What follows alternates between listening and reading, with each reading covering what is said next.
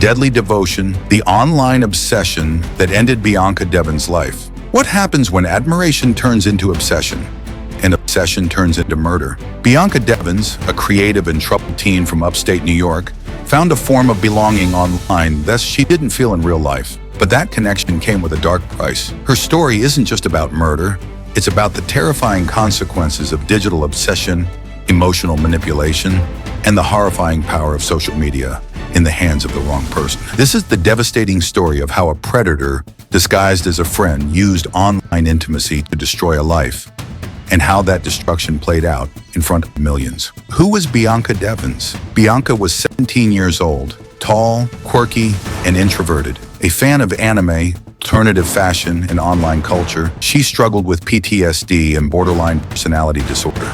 Like many teens, she found refuge online, where she could escape her trauma and present an idealized version of herself. But her mental health struggles didn't stop her from caring deeply for others. Friends described her as kind, thoughtful, and protective, especially of her younger sister. She was the person who stood up for bullied classmates and took the time to listen when no one else would. Online, she used names like at Switchblades and at OxyContin. She wasn't famous or wealthy. She was simply, as the internet often says, chronically online. But that very quality is what drew predators to her. Bianca also dreamed of studying psychology and helping people who were like her, lonely, misunderstood, and searching for meaning. Her family believed she was finally finding peace and rediscovering a path to happiness. She was learning to love life again, despite the scars she carried. The Orbiters. Bianca spent a lot of time on platforms like Discord and Forchan. On these anonymous boards, girls like her became rare and exoticized.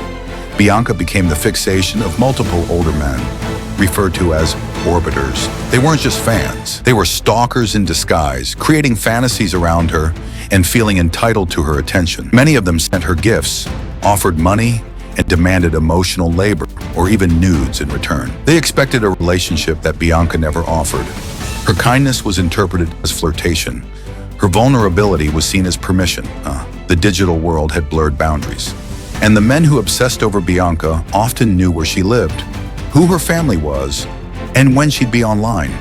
They competed to impress her and lashed out when ignored or rejected. One of these men was Brandon Clark. The attention felt flattering at first, quickly spiraled into something toxic and consuming. Brandon Clark, the predator in disguise. Brandon Clark was 21 when he met Bianca, who had just turned 17. He presented himself as kind, emotionally damaged, and eager to protect her. Bianca, who had just escaped an abusive relationship, thought she found a safe friend.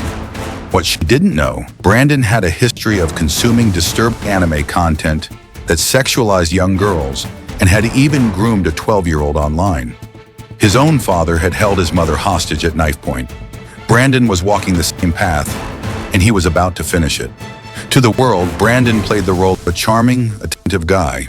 But behind the scenes, he grew increasingly possessive, obsessive, and jealous. He documented Bianca's every move online, monitoring her activity like she was property. He began fantasizing about violence, hiding his true nature behind a mask of affection. His obsession was more than emotional. It was escalating into a delusional, dangerous fixation. A concert that changed everything. On July 14th, 2019, Brandon and Bianca went to a concert together, but Bianca had made it clear they were just friends. At the show, she met another boy she'd been chatting with online. They kissed, held hands, an innocent moment. Brandon saw it all. Bianca fell asleep in Brandon's car after the concert, unaware that he had already packed a knife, tarp, and camera. He took a photo of her sleeping and posted it with the caption, "Here comes hell, it's redemption, right?" It was clear this was not a moment of sudden rage. Brandon had planned every step. He brought spray paint, lighter fluid, and had made internet searches on how to kill. This was premeditated murder. He couldn't tolerate being rejected, and his ego turned violent and irreversible. In his mind, love and control had become indistinguishable, blurring the line between affection and ownership, the murder and the upload. Brandon parked the car near Bianca's old school. He woke her up and confronted her about the other bee. She calmly reminded him they were not in a relationship. They had discussed this, but Brandon had no interest in hearing reason. He attacked her, slashing her throat while filming the act. He then uploaded photos of her body to Discord and Instagram. One caption read, Sorry, fuckers, you're going to have to find someone else to orbit. Bianca's life ended in a matter of minutes, and in the hours that followed, her death became a piece of viral content, shared, downloaded, and circulated across multiple platforms. It was digital cruelty at its worst. Brandon wanted validation and found it in the darkest way imaginable. His twisted goal was to shock the world into remembering his name forever. Fame by blood. Brandon called 911, confessed to the murder, and began live streaming. He spray painted "May you never forget me" at the scene and attempted to cut his own throat. As police arrived, he lay on a tarp covering Bianca's body and took selfies. His goal was simple: infamy. He wanted to be remembered, not as another rejected man, but as someone powerful. He was arrested, treated, and put on trial. Initially, he pleaded not guilty, but after police retrieved his search history and evidence of premeditation, Brandon changed his plea. In March 2021, he was sentenced to 25 years to life in prison. In court, he showed no emotion. His only concern was that people would forget his name, proving that for him, murder was his desperate attempt at immortality. He believed murder would make him meaningful in the eyes of strangers. The courtroom felt the weight of his narcissism, devoid of any trace of remorse. The internet's second crime. Bianca's death was horrifying enough, but what followed was another tragedy. Graphic photos of her body flooded the internet. Trolls made memes.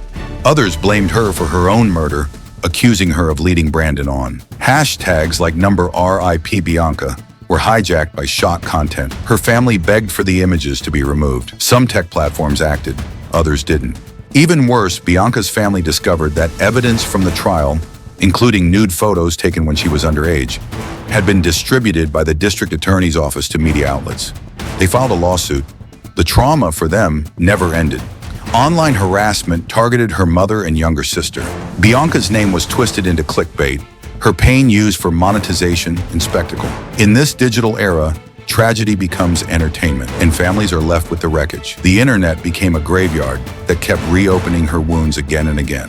Biancas Law. Out of this horror came a call for change. Bianca's family began advocating for Biancas Law, legislation that would hold tech companies accountable for graphic content. The law would require timely removal of violent images and better systems for families to request takedowns.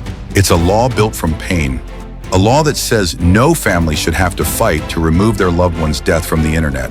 The movement also raised awareness about digital consent, online harassment, and ethical content sharing. Bianca's story has already been used in schools and digital safety campaigns to teach the risks of unchecked internet culture. Her legacy lives on as a force for justice, education, and stronger protections for future generations.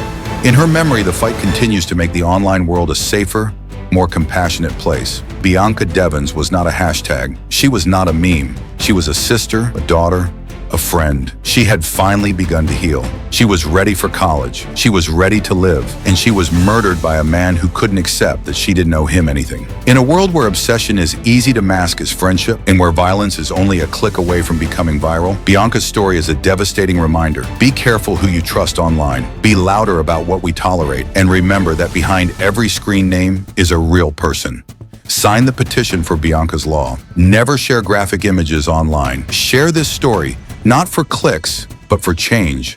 Like, comment, and subscribe for more true crime documentaries that matter. Stay safe, stay alert, and never stop fighting for justice.